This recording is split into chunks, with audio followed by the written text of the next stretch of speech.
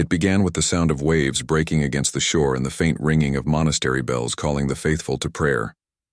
Dawn painted the Northumbrian coast in pale gold, and the monks of Lindisfarne, cloaked in silence, believed themselves protected by God's hand. But what they saw rising from the horizon was not the light of heaven. It was the black silhouette of death. Longships, sleek, hungry, and carved with dragon heads, cut through the mist. The sea itself seemed to recoil as these vessels approached, carrying men whose eyes gleamed with a mixture of hunger, hatred, and exhilaration. The Vikings had come, not as traders or explorers, but as predators. What happened next would shake the very core of Christian Europe. They landed like a storm. Iron met flesh, and holy chants turned into screams. The monks, peaceful, unarmed, devoted, were dragged from their sanctuaries, their robes soaked in blood. Gold crucifixes were torn from altars, relics shattered under boots. The invaders laughed as they trampled sacred scrolls, their laughter mixing with the crackle of burning wood and the cries of the dying.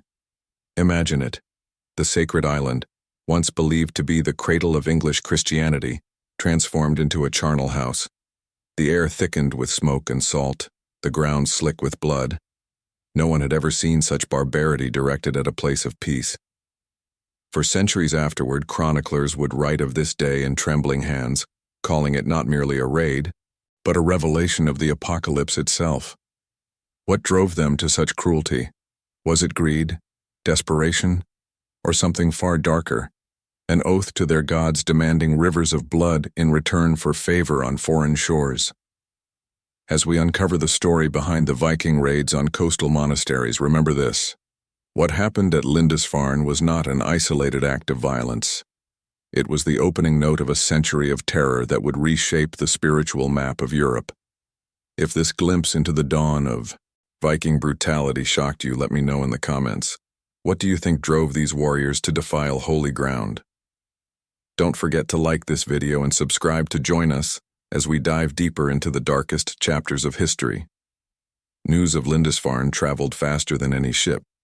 Messengers, pale and trembling, carried tales of horror through monasteries and courts alike.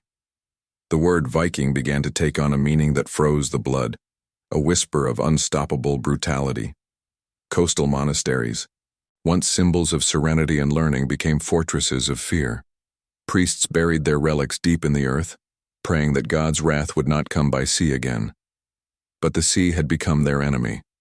The Northmen returned with the tides, striking again and again with surgical cruelty. In Jarrow, Wearmouth, Iona, the same pattern repeated. Sails on the horizon, the beating of drums, the scream of horns, and then the fire. Each attack seemed more merciless than the last.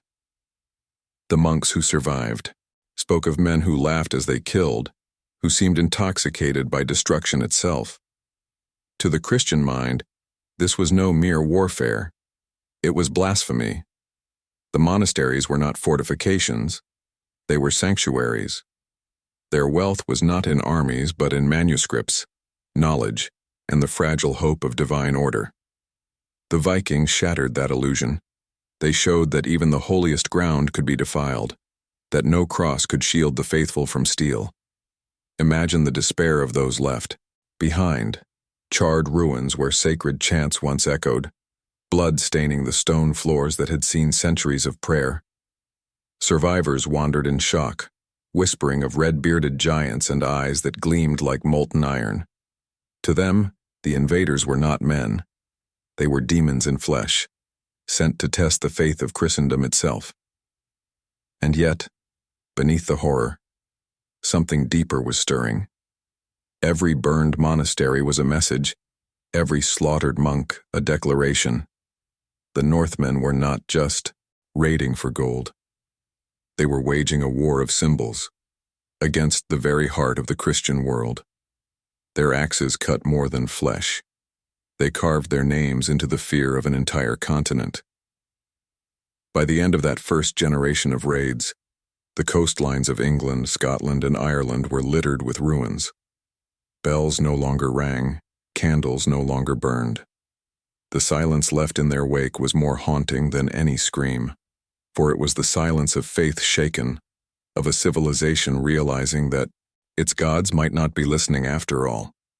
To understand why the Vikings struck with such unrelenting fury, one must step into the shadow of their faith, a faith not of forgiveness, but of fire, iron, and the promise of glory in death. Their world was shaped by gods who demanded courage, not contrition.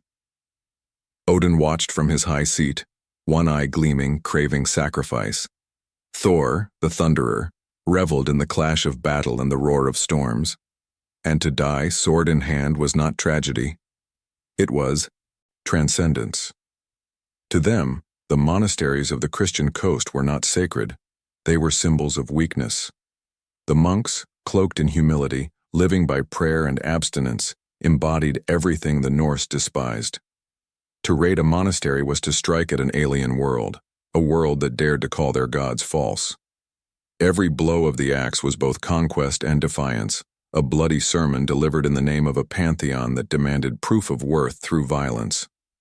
When Viking warriors knelt before their household idols carved from oak and bone, they did not ask for peace.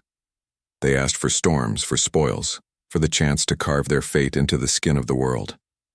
Blood was the language they used to speak to the divine. A slain foe was an offering, a burning church, a message carried by smoke to the heavens. Yet it wasn't only faith that drove them. Life in Scandinavia was harsh. Frozen fields, short summers, endless hunger. The sea was both cradle and coffin, and raiding became survival. The monasteries along the British and Irish coasts offered what their homeland could not: gold, grain, and slaves. But over time, necessity merged with belief, and the raids took on the rhythm of ritual. Violence became sanctified. Picture a longhouse in the dead of winter lit by the glow of a central fire. Warriors pass around a drinking horn, boasting of past raids. Each tale is a hymn to death, each scar a badge of divine favor.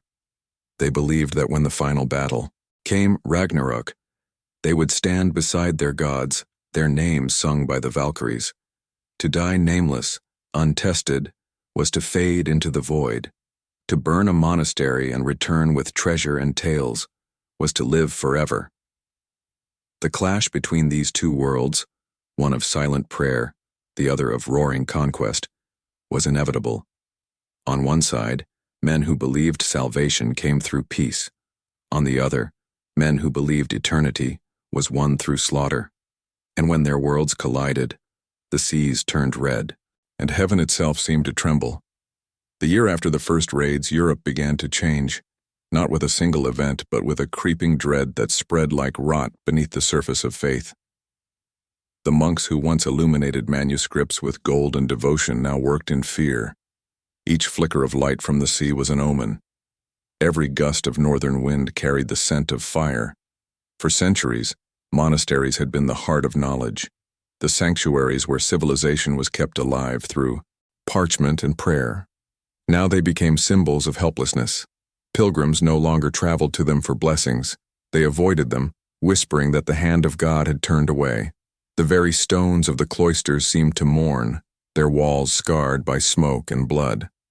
The Vikings had done more than kill men. They had cracked the spiritual spine of an age. The Christian world, once certain of its divine protection, was forced to confront a terrifying thought. Perhaps God's power did not stretch across the sea. Perhaps these pagans were proof of divine indifference. Some chroniclers wrote of the raids as punishments for sin, a divine scourge sent to cleanse the unworthy. Others whispered that the Norse gods had triumphed in the north, and that the old gods were reclaiming the world through fire. In monasteries that still stood, monks hid relics beneath floors, guarded icons with trembling hands, and prayed through the night. Yet even the prayers seemed hollow, unanswered. Fear became the new faith, believed in by all, doubted by none. Imagine the silence of a burned cloister, the ashes drifting like snow, the echoes of chants that would never return. The Vikings did not only burn buildings, they burned certainty. And when certainty dies, empires fall. What would you have thought living in that age? Would you still believe your God watched over you as the ships appeared on the horizon, their sails black against the sunrise? Tell me in the comments, how do you think faith survives when horror becomes the new normal? When monasteries fell, it was not only the faith that trembled, it was the very foundation of kingdoms. The Northmen did not merely plunder for gold, they shattered the fragile balance of power that held early medieval Europe together. The coastlines of England and Ireland became graveyards of forgotten rulers, their banners lost to the smoke of burning halls. The kings of these lands, once content with petty rivalries and border disputes, now faced an enemy unlike any they had ever known. The Vikings did not fight for territory, they fought for wealth, glory, and chaos. They appeared from nowhere, struck without warning, and vanished like ghosts. Armies could not prepare for them, fortifications crumbled before their speed. The political order, already brittle, began to splinter. In Northumbria, the once proud kingdom that had nurtured Lindisfarne's monks, chaos reigned. Its rulers were humiliated, unable to defend their people or their gods. Alliances fractured and petty kings turned on one another while the Northmen watched from their ships, waiting for the right moment to strike again. It was not just a conquest of bodies, but of minds. The idea of safety, of borders, of divine favor, of royal power, was undone. Across the Irish Sea, the same story unfolded. Viking longships cut through the waters like blades, descending upon Dublin, Wexford, and Louth. In time, the raiders built winter camps, temporary at first, then permanent. Out of ash and plundered stone, they raised new settlements, foreign outposts within the heart of Christian lands. What began as raids turned into colonization. The invaders were no longer just the storm, they were the rising tide. For the peasants, there was no distinction between one lord and another, only the same despair. To see the dragon-proud ships meant death, enslavement, or exile. Villages fled inland, leaving entire coasts abandoned to ruin. Trade faltered, crops rotted, and hunger stalked the survivors. The scars left by the Vikings were not only physical, they carved into the psyche of nations. And yet, amid the devastation, something began to awaken in the hearts of those who remained. The fear that once paralyzed kingdoms began to harden into defiance. The age of helpless monks and scattered kings was coming to an end. Somewhere, beyond the burning shores, men were beginning to whisper of vengeance. Out of ruin, defiance was born. The survivors of the Viking terror, once scattered and broken, began to remember who they were. From the ashes of monasteries rose men who no longer prayed for deliverance. They prepared for war. Across the British Isles, a new kind of faith emerged, one forged not in quiet chapels but in the clang of the forge, the tightening of chainmail, the sharpening of swords. Kings who had once knelt before foreign threats now raised banners marked by vengeance. Alfred of Wessex, a man forged in exile and defeat, studied his enemy as if studying death itself. He learned the rhythm of their raids, the tides that carried them, the weaknesses they hid behind their ferocity. For the first time, the English would not merely endure, they would fight back. Villages once abandoned were rebuilt as fortresses. Wooden palisades rose where altars had once stood. Bells that had once called to prayer now sounded as alarms. The church blessed the blades of warriors, consecrating violence in the name of survival. It was a transformation as profound as any miracle, the merging of cross and sword, of faith and fury. But the Vikings had not come unchallenged. In their blood-stained sagas, they spoke of these new foes, men who fought like cornered beasts, who invoked their God not for mercy, but for vengeance. The Northmen respected strength, and they found it in the very people they had once deemed prey. The war between these worlds, once one-sided, became an inferno that consumed both. Still, the Norse advantage remained there, unpredictability. While one kingdom fortified its coasts, another fell to surprise attack. The raiders struck deeper each year, their longships crawling up rivers like veins of fire. Even as defenders learned, the invaders adapted. It was a brutal dance, one that drenched both sword and soil in blood. And yet, beneath the endless cycle of raid and retaliation, something new was taking shape: the idea of unity. Fear had once divided Christendom, but now the Viking threat bound it together. From the darkness of invasion rose the fragile hope of nationhood, the first sparks of a world that would no longer tremble when sails appeared on the horizon. By the 9th century, the Viking tide had spread far beyond Britain. Their sails haunted every horizon, from the coasts of France to the icy rivers of the Slavs. Now they were not merely raiders but architects of chaos, reshaping entire kingdoms through fire and fear. Paris, once thought untouchable, trembled as fleets of longships drifted down the Seine.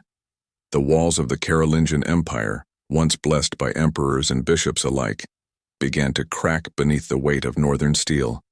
No fortress seemed strong enough, no river deep enough to stop them. Villages were swallowed whole. Monasteries turned into fortresses, then into ruins again. The scent of burning thatch and flesh became the perfume of the age.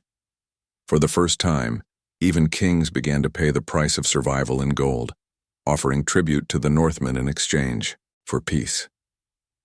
The payments were called Danegeld, silver bought from terror, a currency minted in fear. But peace purchased with coin is fragile. The more the kingdoms paid, the hungrier the raiders became. Each payment was a promise of future plunder. Soon the Vikings began to think not as wanderers but as rulers. They carved out lands of their own: Northumbria in England, the Danelaw in the east, Dublin in Ireland, and Rouen in France. These were not mere raids anymore. They were the foundations of empires. Imagine the terror of those who lived beneath this new order: farmers who toiled under foreign masters, children who grew up speaking the tongue of their conquerors, and priests who baptized their tormentors in hopes of ending the bloodshed. The lines between conqueror and conquered blurred, and the very identity of Europe began to shift beneath the weight of its own fear. It was a new world, born not through divine will, but through relentless violence. And in that new world, the gods of both North and South seemed to watch in silence as men turned faith into fuel for domination. If you had lived then, under the shadow of these raids, would you have chosen to fight, to flee, or to kneel? Tell me in the comments. What would survival have meant to you when even peace came at the edge of a blade? By the 10th century, the storm began to calm, but not because the Vikings had grown weary of war. It was because the world they had forged in blood was finally beginning to hold them. The very lands they once burned were now the places they called home. The predators had become kings. In England, the Danelaw stretched across the fertile heartlands, ruled by Norse law and custom. Towns like York, once symbols of Saxon faith, echoed with the language of the North. Markets thrived where monasteries had fallen, and the clang of blacksmiths replaced the toll of bells. The children of conquerors and the conquered grew up side by side, their bloodlines intertwining until even memory could no longer distinguish invader from native. Across the sea in Ireland and France, the same transformation unfolded. In Dublin, Norse merchants traded furs, amber, and slaves. In Normandy, Viking warlords like Rollo bent the knee to Christian kings, trading faith for legitimacy. The dragon prows of their ships gave way to banners marked with crosses, yet the hunger that had driven them across the seas still burned behind their eyes. But with settlement came change. The old gods, Odin, Thor, and Freya, began to fade, their temples replaced by churches. The priests who had once fled before Viking axes now baptized their children. In time, even the fiercest warriors found themselves praying in stone chapels built atop the bones of the monasteries they had destroyed. It was as if the land itself had forced them to kneel. Still, traces of the old world remained.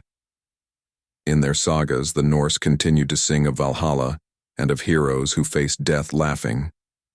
But their battles now were not for plunder, but for permanence. They were no longer chasing glory on foreign shores. They were defending what they had built with blood. And yet one cannot help but wonder, did they ever feel the ghosts of the monks whose blood had consecrated these lands? Did the whispers of burned prayers haunt the halls of their new churches? Perhaps the price of peace was not only the surrender of the sword, but the slow, quiet death of the gods who had led them there. Even after the longships vanished from the horizon, their shadows remained.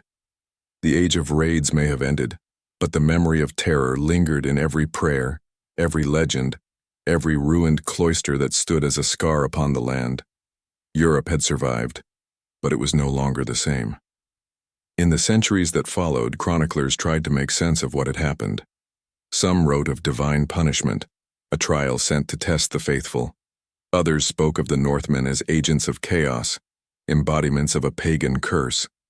Yet, beneath the religious explanations lay something deeper, something that haunted the collective mind of Christendom, the realization that no faith, no empire, was beyond destruction. The Viking Age had exposed a truth that Europe would never forget, that civilization is fragile, and that its sanctuaries can burn just as easily as its fields. The image of the Viking became a symbol, part monster, part myth. To peasants, they were nightmares made flesh. To kings, reminders of their own vulnerability. Even centuries later, mothers would whisper warnings to their children, "Sleep, or the Norsemen will come." The fear had become legend, passed down like an heirloom of dread. Yet, paradoxically, the same terror that once shattered Europe also helped forge its resilience. The monasteries rebuilt stronger than before. Kings learned to unite against a common enemy. Armies evolved, castles rose, and faith hardened.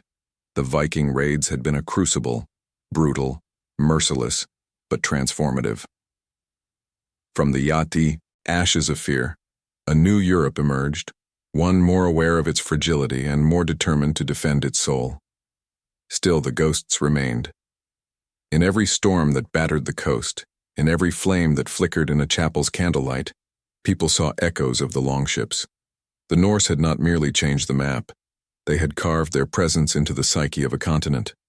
The prayers of monks, once filled with hope, now carried a tone of endurance, as if they knew that divine mercy was not a guarantee but a fragile gift. And perhaps in that uneasy silence between thunder and surf, one could still imagine the faint sound of oars striking water, a reminder that the past never truly sleeps, and that the ghosts of the north still wait, just beyond the mist. Centuries passed, and the ruins of the monasteries turned to stone relics, their charred timbers long dissolved into the soil. Grass grew where blood had once soaked the earth. Pilgrims returned, kneeling before rebuilt altars, never fully aware that the ground beneath their feet had been sanctified not only by prayer, but by suffering. The sea that had carried death now shimmered quietly beneath the sun, as if trying to forget. But history does not forget. It remembers in silence, in scars, in names whispered by the wind. Lindisfarne, Jarrow, Iona, each a wound that tells the story of how faith and fear collided, of how men believed themselves untouchable until the gods of the north proved otherwise. The Vikings had come and gone, but the echo of their fury still lingers, shaping legends, shaping identity. Europe rebuilt itself upon the bones of the past. The faith that once faltered now wore armor, its saints and kings no longer fragile, but tempered by the memory of fire. The Viking Age had ended, but its lessons remained, that no empire is eternal, no sanctuary unbreakable, and that darkness, once awakened, never truly sleeps. Even now, when historians trace the roots of Europe's resilience, they find the shadow of the North woven through every thread. The raids were not just destruction, they were rebirth by ordeal. Out of terror came transformation, and from the ashes of faith rose the iron of resolve.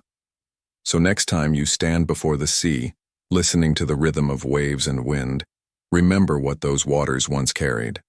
The longships may be gone, but their ghosts still move beneath the surface, silent, patient, eternal. If you've traveled through this story to the end, leave a comment saying, "The Sea remembers." And don't forget to subscribe for more journeys into the darker side of history. Our next tale will drag us deeper into the abyss where myth and blood meet.